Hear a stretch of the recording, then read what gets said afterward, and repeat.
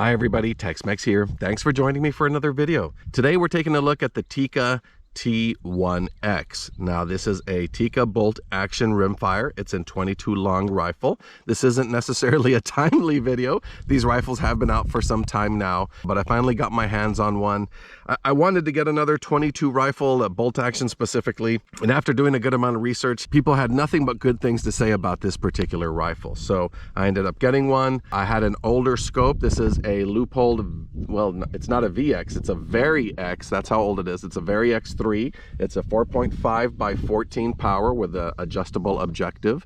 And today we're going to sight this guy in, and I'm going to sight him in with some standard velocity 22 long rifle. I plan to do some more videos with this rifle soon. I want to put it up against my Ruger 1022 LVT and shoot some different target ammo through both of them and see which one groups better or which rifle likes which ammunition. I'm sure they'll both prefer different ones, but I bet they're both very accurate and will hopefully group nicely at anywhere between 50 and 100 yards.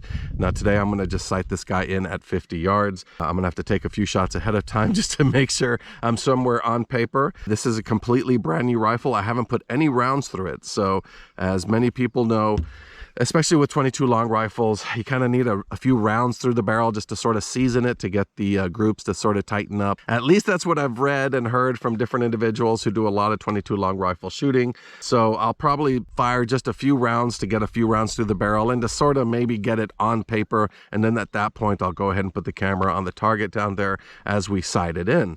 And the target I have down there is this target. Let me change my camera here real quick. It is over there at 50 yards. Looks further than that, but I have measured it with my rangefinder, and that is 50 yards down there. So let me go ahead and get this guy loaded up. Like I said, I'm going to take maybe 5 rounds and shoot it at some steel just to see where I'm hitting it, to make sure I'm somewhere on paper before I start recording, and then we'll see how quickly we can get it sighted in. Before we get started, I'd like to put some information up on the screen in case you want some of the information on the T1X. Here are the basic specs for the rifle. I'm putting them on the screen now. And another interesting thing is it does have these magazines, and they are 10-round magazines. For a 10-round magazine, they are relatively short, and that's nice because I don't like a large magazine protruding out of my rifle, especially if it's a target rifle that I'm going to be shooting off a bag.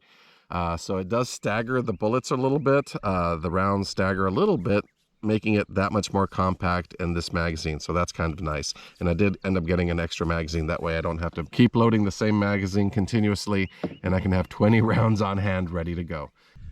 And one more thing before we start shooting. I'm sorry, I know everyone usually skips this part of the video and gets to the shooting part, but I did want to try and test the trigger. So I got my Wheeler trigger gauge here. Like I said, I bought this a few months ago and I just hadn't had a chance to shoot it yet.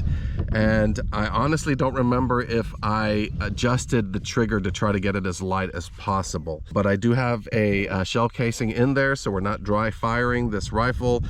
For those of you that don't know, do not dry fire any rim fires. There are some that you're allowed to, but just out of practice, I would avoid ever doing it. So let's go ahead and see. 1 pound, 5.8 ounces. Yes, wow, that is a nice trigger. Let's try that again. So I've got the casing in there.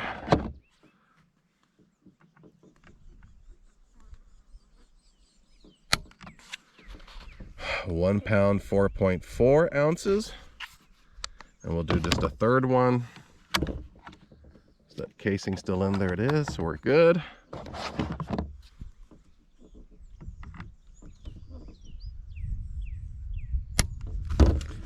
1 pound, 2.1 ounces. That's amazing for an average of 1 pound, 4.1 ounces. So maybe I did adjust this down as light as it goes, because that seems pretty light for a factory trigger, but a great trigger, and certainly nothing less than I would expect from Tikka, because Tikka is an amazing factory. Well, I should say amazing company with an amazing firearms factory. So let's go ahead and start shooting. Okay, we're set up and ready to go. So far, I have fired 10 rounds through this rifle just to get it on paper. It didn't take all 10 to get it on paper, but I figured I'd fire 1 full magazine out of it just to season the barrel a little bit. And let's see where we're hitting. So I'm going to shoot at the center target.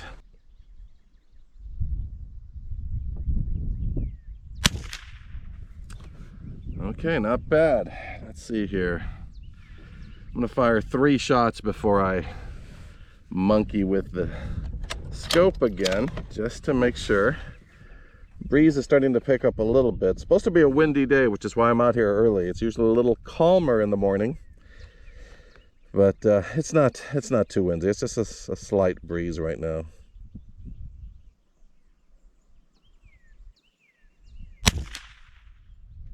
Okay.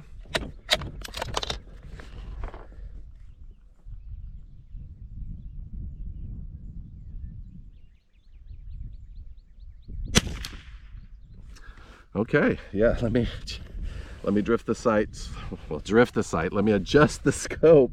I've been doing too many iron sights. Let me, I guess, drift the scope.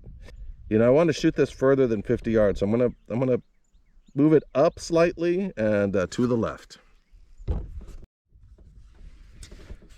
Okay, I have adjusted the scope. I did a few clicks up and a few more clicks to the left. Let's go ahead and do 3 more rounds. This time I'll do it on the bottom left target.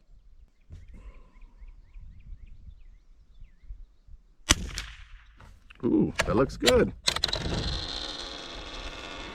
Ooh, sorry, that was a spinning casing when it ejected. It span on the span. Is that a word? Span. It spun on the table.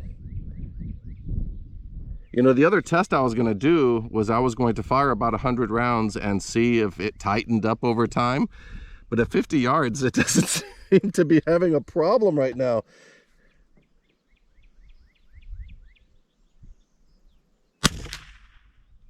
Okay, that's 2. Ooh, again. I guess the somewhere between the extractor and the ejector, it likes to fling the round out and give it a little bit of a spin.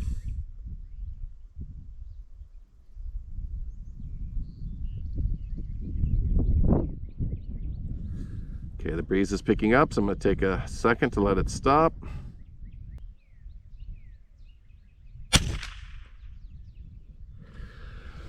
Okay, not bad. I'm very happy with my purchase so far. I mean, it's only 50 yards, but you know, with standard velocity CCI, it's doing great. And let me tell you, standard velocity, this is the gateway drug of ammunition, because you know, as a kid, I just wanted quantity. We would buy bulk packs and shoot them all day long. You know, my friends and I all had some sort of .22 rifle. And, you know, we'd be shooting targets, snakes, whatever it was, rabbits to eat, you know. But then at some point, I started buying a standard velocity CCI, and I realized how much better it was grouping. And that, well, that and the ammo panics that have happened over the last couple of decades caused me to buy some Elay for the first time, because there wasn't much else on the shelves. And then suddenly I realized that this, you know, these higher quality ammunitions, these match grade, or just not necessarily even match ammo, just certain types of ammo, although match ammo for certain and certain brands, really group well, and suddenly turned my .22 rifles and pistols into amazing shooters. The only issue there is that the ammunition is much more expensive than buying bulk packs. But if you're out just plinking and having a good time, bulk packs and some trashy ammo is the way to go. But if you're trying to tighten your groups at 50, 75, 100 yards with a .22 long rifle, or you're trying to do some sort of competition shooting, or even just some challenges, wow, if you can find some good match grade ammunition that your rifle or pistol likes, you can pull off some amazing shots. So let's go ahead and I guess I'm going to click it just 1 more click to the left, and then we will shoot at the bottom right target. Well, I did 2 clicks. That may be too much. Let's see here. I always tap my scope a little bit after adjusting it. That's just because it's something I used to watch my dad do all the time. This is an older scope, but it is the Vari-X III. which has clicks on its adjustment knobs. So I probably don't need to be tapping them or anything, but you know, it's just an old force of habit at this point. So let's shoot 3 more rounds. Oops, sorry about that. Hopefully I didn't shake the camera too much.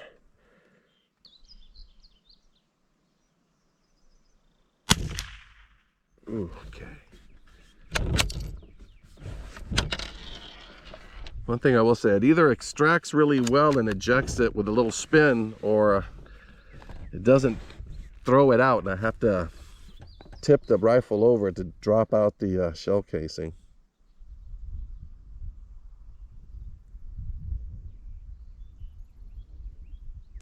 Oh, that was me. God, I pulled it. I pulled the shot.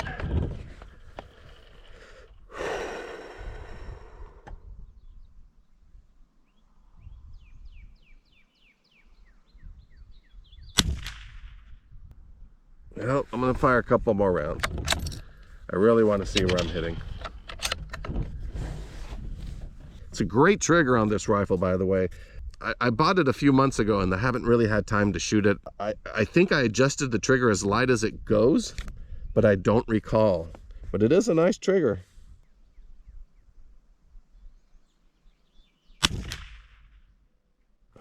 Yeah. I'm not sure I'm going to adjust it. Let's load in 10 more rounds. I'll shoot 5 more at one of the upper targets, and depending on how that hits, I'll decide whether or not to do any further adjustments. So I have 10 more rounds in the magazine, and one thing I will say, these magazines are relatively easy to load. It doesn't seem to have a very stiff spring. Let's get that seated in the rifle. And I think what we'll do now is I will shoot at the top. Well, I'll shoot at the top right target.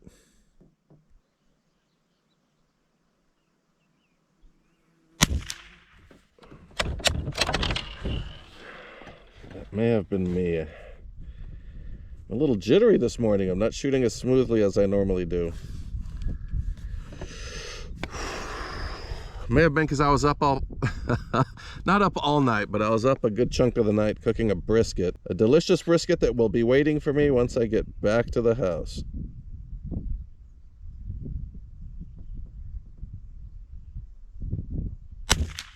Okay, there we go.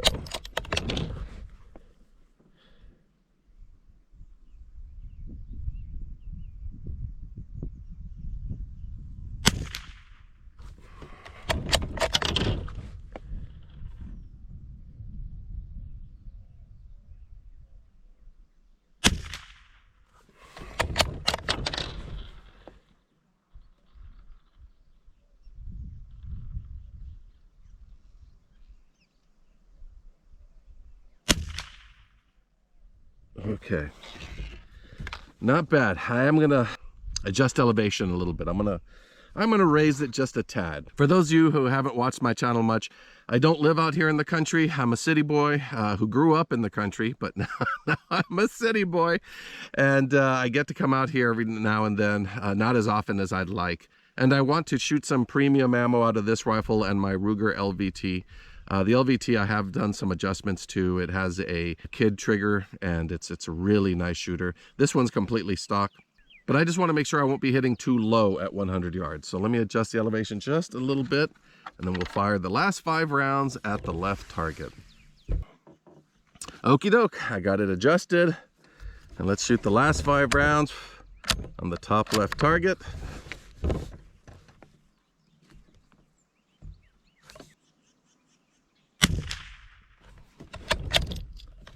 Okay, see, that time it didn't extract it. I have to drop it out. Well, it extracted it, it didn't eject it.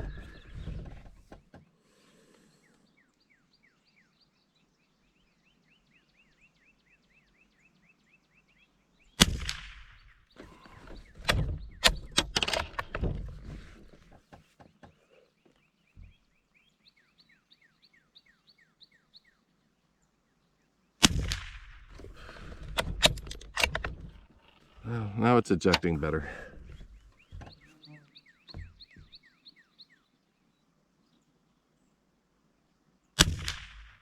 Wow. And the last round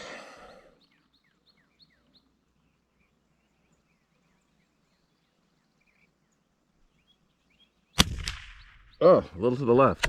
Didn't feel like I pulled it, but you know, this isn't match grade ammo. It is just CCI standard velocity. But let's go take a look at our target. And here we are at our target.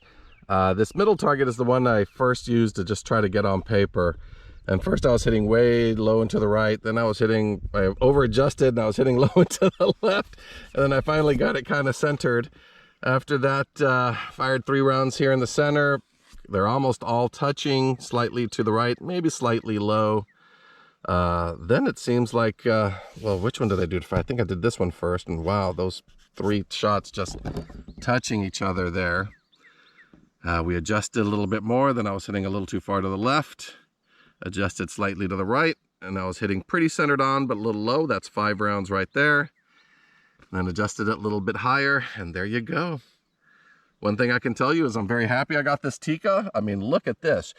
Like I said, originally I was going to do a test with this to see if the groups tightened up over time, but obviously 50 yards isn't enough of a distance to show that, because these groups look relatively tight for standard velocity ammunition at 50 yards. Obviously at 100 yards they'd start to open up a little bit more. But boy oh boy, the Tikka T1x, if you want a nice factory bolt action rifle that's going to be shooting some really good groups really quickly, you can't go wrong with the Tikka.